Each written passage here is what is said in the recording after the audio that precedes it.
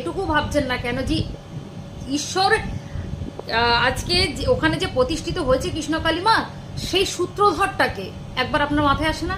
সেটাও তো সূত্রধর। এবার আপনি বলবেন ওনার ব্যবসার খাতিরে এনেছে, যদি তাই হয় ওনার ব্যবসার তাগিদাই যদি উনি ওনাকে ওখানে মাকে প্রতিষ্ঠিত করে, সেই মায়ের জন্য তো কারোর ক্ষতি হচ্ছে না। আর আপনার লজ্জা করে না এই কথাটা? আপনার বারবার বলছেন। আমি এর আগে একটা আপনার ভিডিও দেখলাম যেখানে আপনি বলেছেন উনি খুব লোভী, উনি এই চাই ডালা ভর্তি করে কি আনে ওনার জন্য? সন্দেশ সন্ডা মিঠাই নিয়ে আসে না? ওনার 12 মাসের চাল বা 12 মাসের ডাল কিনে কেউ দিয়ে যায়?